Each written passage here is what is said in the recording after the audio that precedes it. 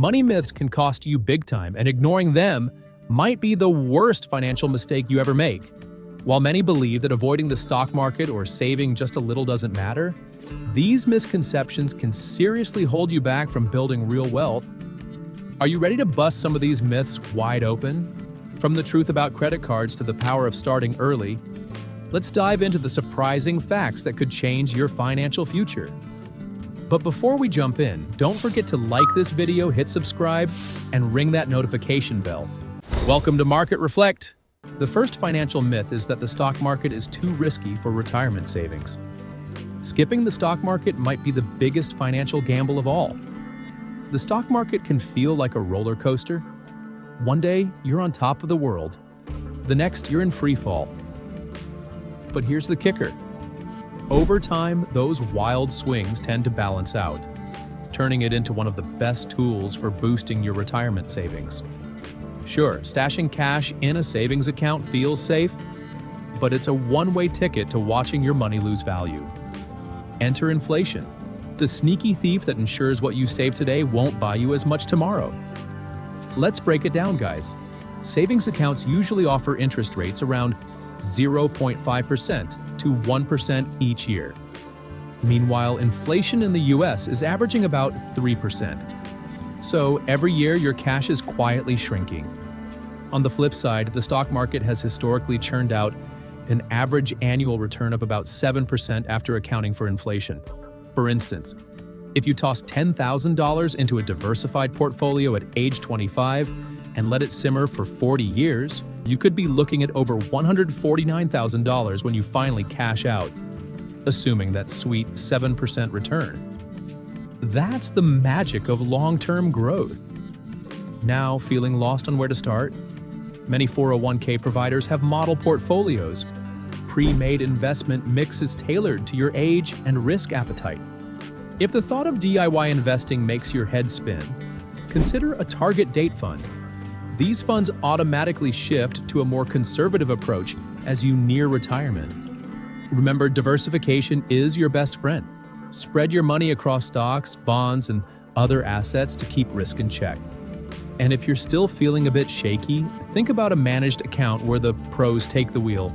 The real risk isn't the market, it's missing out on its growth potential. Next, I'm too young to save for retirement. Too young? Or too savvy to overlook the wealth-building power of time? When you're in your 20s or 30s, retirement might feel like a distant planet.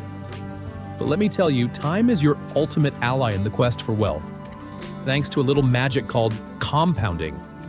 Compounding? Yeah, compounding. Compounding is like a snowball rolling down a hill. Your investments earn money, and then that money starts earning money too, creating a delightful snowball effect. The sooner you start, the bigger that snowball gets. Take Darren, a 40-year-old pet groomer making $55,000 a year. If she saves 15% of her income, $688 a month, for 25 years with an 11% annual return, she could retire with a cool $1 million. Now meet Gene, who kicks off his saving game at 24 with the same income and contribution rate. By the time he hits 65, he could be sitting on a whopping $6.6 million. That's a jaw-dropping $5.6 million difference just for starting 16 years earlier. The takeaway? Starting early means you'll need to save less later on, even if you can only squirrel away a small amount. That time advantage works wonders. If your employer offers a 401k, contribute to it, especially if there's a match. Hello, free money. No workplace plan? Open an IRA and start crafting your financial future today. Number 3, all debt is bad. Did you know that some debt could actually lead to financial success? Debt often gets a bad rap, and it's easy to see why. Credit card interest rates can skyrocket to around 20%, turning small balances into financial nightmares.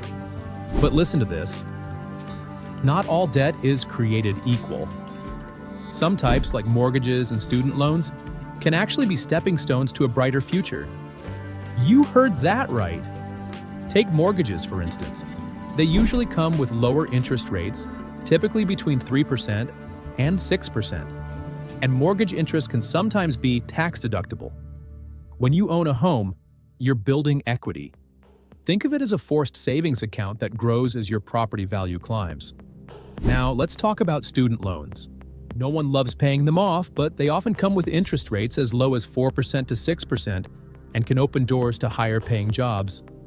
According to the U.S. Bureau of Labor Statistics, college grads earn about $1,334 a week, compared to $809 for those with just a high school diploma. That's an extra $27,300 a year. More than enough to make those student loans worth it in the long run. The key is to borrow wisely, shop around for the best rates and terms, and whatever debt you take on, have a solid plan to pay it off. Remember, debt isn't inherently bad. It's all about how you wield it. Myth number 4, it's not worth saving if I can only contribute a small amount. Think small savings won't add up? That's just a myth. It's easy to feel discouraged when you can't save 15% of your income like the financial gurus suggest. But here's the truth. Starting small can lead to big wins over time. For example, if you save a mere $50 a month starting at age 25 and invest it in a portfolio, earning 7% annually by the time you hit 65, you'd be looking at over $120,000. Not bad for just $600 a year. Allocate 50% of your take-home pay to essentials like rent, bills, and groceries, and put 15% of your pre-tax income toward retirement savings, including employer contributions. Additionally, set aside 5% of your take-home pay for short-term savings to cover unexpected expenses. Even if you can't hit these targets right away, start with what you can manage. As your income grows, bump up your savings rate. The act of saving, no matter how small, builds the habit, and habits create momentum. Now here's a pro tip. Automate your savings. Set up a direct transfer to your retirement or savings account each payday, so you're building your future without even breaking a sweat. And myth number 5, credit cards should be avoided. Avoid credit cards, or learn to make them work for you? Credit cards often get a bad rap, but they're not the enemy. In fact, when used wisely, they can be powerful financial tools. The key is to avoid carrying a balance. If you pay off your bill in full each month, you can dodge those sky-high interest rates that can reach 20% or more. So why bother using credit cards at all? For starters, there are rewards programs. Many cards offer points or cashback for everyday purchases, whether it's groceries, gas, or even streaming services. Over time, these perks can accumulate into significant savings or even free flights. Wow, free flights. Then there's the credit score factor. Responsible credit card use helps build your credit history, which can lead to better interest rates on mortgages or car loans.